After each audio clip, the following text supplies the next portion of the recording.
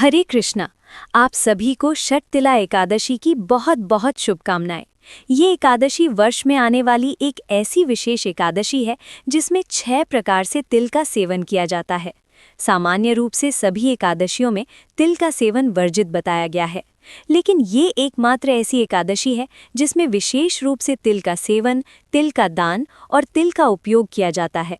तो आइए इस अत्यंत पवित्र और विशेष षटतिला एकादशी के शुभ अवसर पर इससे जुड़ी हुई इस सुंदर पौराणिक कथा का श्रवण करते हैं।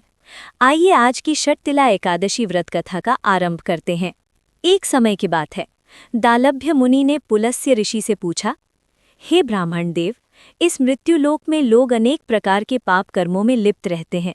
कृपया ये बताइए कि उनके पापों के फलस्वरूप जो नारकीय गति उन्हें प्राप्त होती है, उससे उनका उद्धार कैसे हो सकता है। ये सुनकर पुलस्त्य मुनि बोले, हे भाग्यवान, माघ मास के कृष्ण पक्ष में आने वाली एकादशी तिथि को मनुष्य को परम भगवान श्री कृष्ण की उपासना विशुद्ध मन से करनी चाहिए। उपासना के समय भगवान से इस प्रकार प्रार्थना करनी चाहिए, हे भगवान जनार्दन, हे परम दयालु श्री कृष्ण, आप पतित पावन हैं, कृपया भवसागर में डूबे हुए जीवों पर दया कीजिए। हे परम ब्रह्म, हे परम जगन्नाथ, कृपया अपनी प्रिया श्री लक्ष्मी देवी के साथ मेरी उपासना स्वीकार कीजिए। इसके बाद मनुष्य को छाता, वस्त्र, जूते अथवा जल से भरा पात्र दान देकर ब्राह्मणों की सेवा करनी चाहिए। अपनी क्षमता के अनुसार काली गाय और तिल का दान श्रेष्ठ ब्राह्मणों को करना चाहिए। विशेष रूप से षटतिला एकादशी के दिन तिल अर्पित करने या तिल का दान करने से मनुष्य अनेक जन्मों तक स्वर्ग लोकों में वास करता है। इस दिन व्यक्ति को तिल मिश्रित जल से स्नान करना चाहिए। तिल का लेप शरीर पर लगाना चाहिए। तिल से मिश्रित जल द्वारा पितरों को अर्घ्य देना चाहिए। तिल से अग्निहोम करना चाहिए। तिल का सेवन करना चाहिए और तिल का दान देना चाहिए। ऐसा करने से मनुष्य के समस्त पाप नष्ट हो जाते हैं। इसी कारण इस एकादशी का नाम षटतिला एकादशी पड़ा है। जब नारद मुनि इस एकादशी का महात्म्य जानने के लिए भगवान श्री कृष्ण के पास गए, तब भगवान ने उन्हें ये सुंदर कथा सुनाई। भगवान श्री कृष्ण बोले, प्राचीन काल में एक ब्राह्मणी स्त्री थी। वो दृढ़ता से ब्रह्मचर्य का पालन करते हुए भगवान की उपासना करती थी। अनेक प्रकार के कठोर व्रतों के कारण वो अत्यंत दुर्बल और कृशकाय हो गई थी। वो निर्धन ब्राह्मणों और अविवाहित कन्याओं को दान तो देती थी, लेकिन उसने कभी ब्राह्मणों और देवताओं को अन्न दान करके संतुष्ट नहीं किया था। वो ब्राह्मणी पवित्र आत्मा थी, किंतु उसने कभी भूखों को भोजन नहीं कराया था। उसकी परीक्षा लेने के लिए मैंने स्वयं भिक्षुक का रूप धारण कर उसके द्वार पर भिक्षा मांगी। मुझे देखकर उसने पूछा, हे ब्राह्मण, आप कहाँ से आए हैं। मैंने अनसुना कर दिया, फिर भिक्षा मांगी। इससे क्रोधित होकर उसने एक मुट्ठी मिट्टी मेरे पात्र में डाल दी। मैं वहीं से अपने धाम लौट आया। कुछ समय बाद कठोर तपस्या के कारण वो ब्राह्मणी भी मेरे धाम आ पहुंची। उसे एक सुंदर घर तो मिला, परंतु उसमें अन्न नहीं था। दरिद्रता से व्याकुल होकर वो मेरे पास आई और बोली, हे जनार्दन, मैंने कठोर तप, व्रत और आपकी उपासना की, फिर भी मैं अन्नविहीन क्यों हूँ। तब मैंने उससे कहा, अब तुम अपने घर लौट जाओ। देवताओं की पत्नियां तुम्हारे घर आएंगी। उनसे षटतिला एकादशी का महात्म्य पूछना और जब तक वे पूरा वर्णन न करें तब तक द्वार मत खोलना। ब्राह्मणी ने वैसा ही किया। देव पत्नियों के उपदेश से उसने षटतिला एकादशी का विधिपूर्वक व्रत किया। फलस्वरूप वो अन्न, धन और स्वर्ण से संपन्न हो गई। इस व्रत के प्रभाव से दरिद्रता और दुर्भाग्य दोनों का नाश हो जाता है, किंतु ये व्रत केवल फल की लालसा से नहीं करना चाहिए। इसके बाद भगवान श्री कृष्ण ने नारद मुनि से कहा, माघ मास के कृष्ण पक्ष में आने वाली ये षटतिला एकादशी सभी पापों का नाश करने वाली है।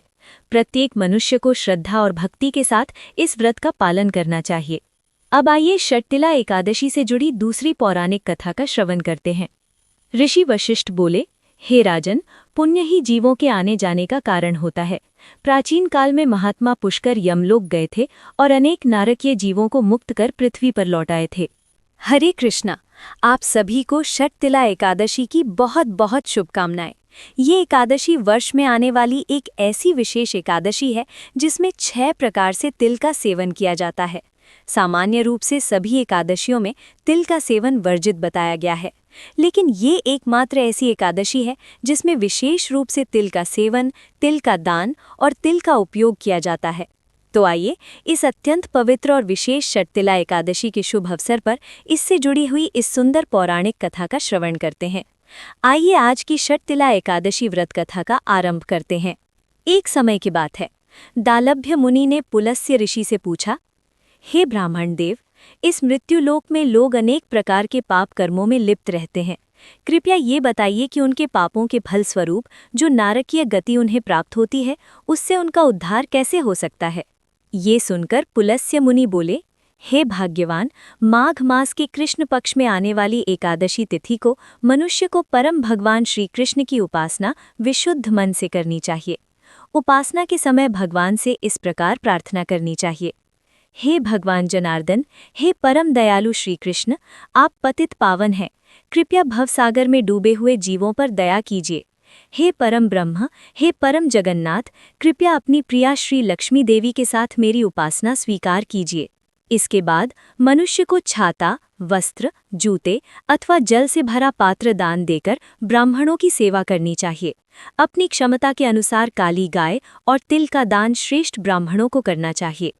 विशेष रूप से षटतिला एकादशी के दिन तिल अर्पित करने या तिल का दान करने से मनुष्य अनेक जन्मों तक स्वर्ग लोकों में वास करता है। इस दिन व्यक्ति को तिल मिश्रित जल से स्नान करना चाहिए। तिल का लेप शरीर पर लगाना चाहिए।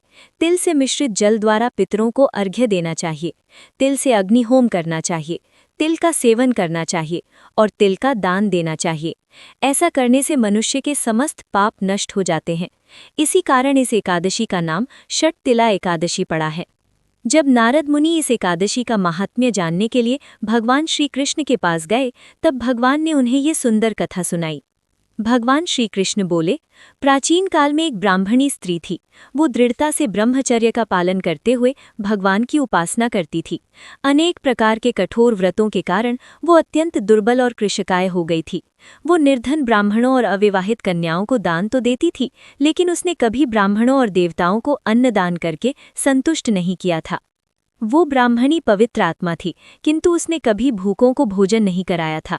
उसकी परीक्षा लेने के लिए मैंने स्वयं भिक्षुक का रूप धारण कर उसके द्वार पर भिक्षा मांगी। मुझे देखकर उसने पूछा, हे ब्राह्मण, आप कहाँ से आए हैं? मैंने अनसुना कर दिया, फिर भिक्षा मांगी। इससे क्रोधित होकर उसने एक मुट्ठी मिट्टी मेरे पात्र में डाल दी। मैं वहीं से अपने धाम लौट आया। कुछ समय बाद कठोर तपस्या के कारण वो ब्राह्मणी भी मेरे धाम आ पहुंची।